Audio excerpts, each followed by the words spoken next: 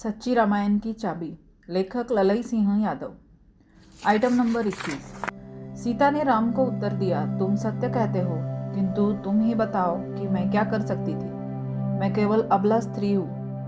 मेरा शरीर उसके अधिकार में था। मैंने स्वेच्छा से कोई भूल नहीं की थी, तथापि मैं मन से तुम्हारे निकट रही हूँ। ईश्वर की ऐसी ही इच्छा थी। युद्धकांड अध्याय 119। वाल्मीकि रामायण युद्धकांड सर्ग 119/8 से 10 के अनुसार सीता ने राम को उत्तर दिया, जिस समय रावण ने मेरे शरीर को छुआ था मैं विवश थी। उसने मेरी इच्छा से मुझे नहीं छुआ। देव की ऐसी ही इच्छा थी। मैं निर्दोष हूँ। जिस हृदय पर मेरा अधिकार है वह आज भी आप में अनुरक्त है। शरीर पर मेरा कोई भी अधिकार नहीं था।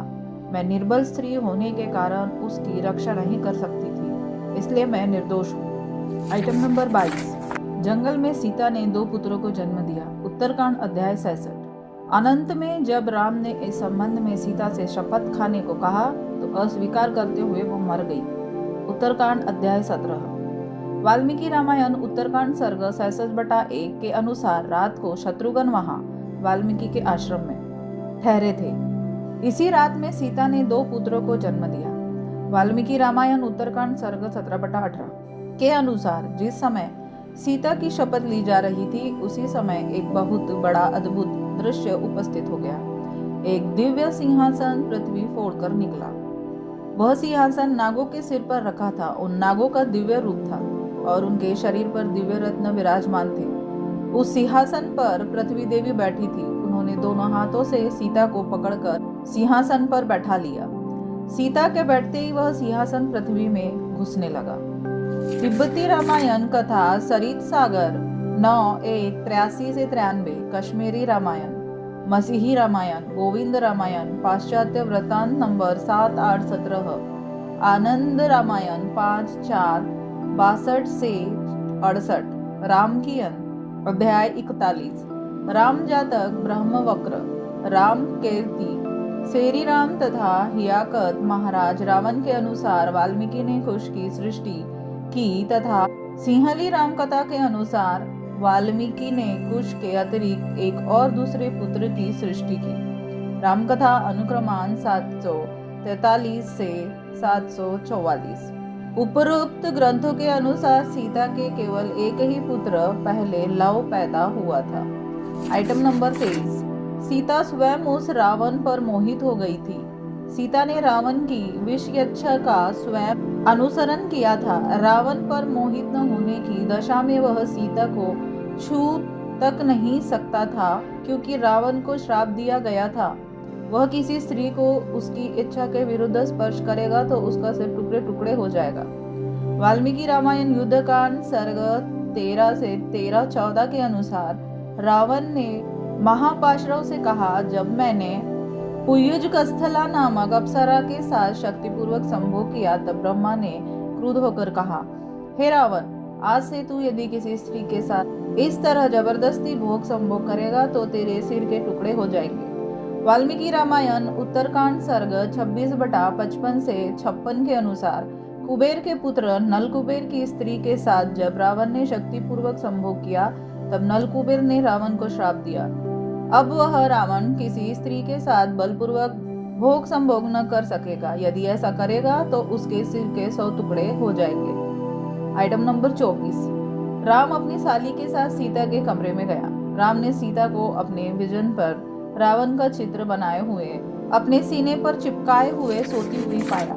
यह बात श्रीमती चंद्रावती द्वारा लिखित बंगाली रामायण के पृष्ठ 199 और 200 में पाई जाती है।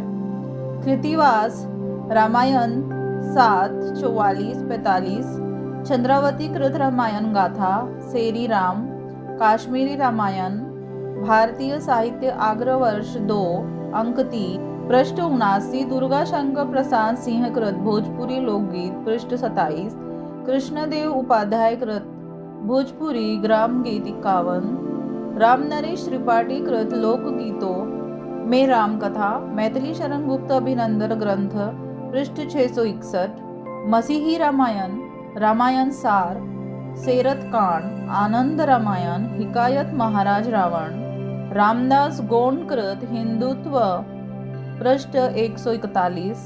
सिंहल द्वीप की राम कथा राम कीर्ति सर्ग 75 और राम कीन अध्याय 40 के अनुसार राम द्वारा सीता के त्याग का कारण रावण का चित्र है। राम कथा अनुक्रमांक 723-724। Item number 25। रामायण के अनुसार हम कह सकते हैं राम एक अयोग्य व्यक्ति था और सीता एक व्यभिचारिणी स्त्री थी। राम के लिए अवलोकन कीजिए। Item number 35। सीता के लिए अवलोकन कीजिए। Item number 36। Item number 26। यदि राम का सीता को जंगल में छोड़ने का कृत्य उचित मान लिया जाए तो यह सभी को मान लेना चाहिए कि सीता रावण द्वारा गर्भवती हुई थी। वाल्मीकि रामायण उत्तरकांड सर्ग 43/16 से 22 के अनुसार राम से विदूषक भद्र ने कहा रावण वध से सीता का उद्धार अवश्य होगा, परंतु रावण के स्पर्श से जो दोष उत्पन्न हुआ रामचंद्र ने उसका कोई विचार नहीं किया और सीता को पवित्र समझकर घर में रख लिया। जैसा राजा होगा वैसी ही प्रजा भी तो होगी। 16 से 19। हे राजश्रेष्ठ, सभी नगरों और गांवों में लोग ऐसी बातें किया करते हैं। 20। इस बात को सुनकर मित्रों ने भी राम से दुखी हृदय से कहा कि राजन भद्र की बात सत्य है। 21-22। सर्ग 45/18 के अनुसार राम ने लक्ष्मण से कहा गंगा नदी के उस पार तमसा नदी के निकट वाल्मीकि आश्रम है, वही एकांत में सीता को छोड़कर शीघ्र लौट आओ। उत्तरकांड सर्ग 48/8 में जब लक्ष्मण ने सीता को जंगल में छोड़ दिया तब सीता ने लक्ष्मण से कहा मैं अभी गंगा में डूबकर मर जाती, पर ऐसा नहीं कर सकती क्योंकि मैं गर्भवती हूँ। इसका समर्थन कालिदास के रघुवंशम सर्ग 14, उत्तर रामचरित अंक 1, कुंदमाला दशावतार चरित, आध्यात्म रामायण 7-4-47 और आनंद रामायण 5-3-21 से भी होता है। केवल नामों का अंतर क्रमशः भद्र गुप्तचर, दुर्मुख गुप्तचर व विजय है। रामकथा अनुक्रमांक 717। तुलसीदास कृत रामचरित मानस लव कुश कांड 9 छंद 1 के अनुसार दूत ने राम से कहा एक धोबी अपनी स्त्री को डांट कर व्यंग्य वचन कहकर सुना रहा था। कृपा निधान रामचंद्र जी ने दूत के वचन सुनकर उन्हें अपने हृदय में रख लिया। रात्रि में स्वप्न में भी वही दृश्य देखकर जगतपति राम जी सवेरे जागने पर अपार दुख से भर गए।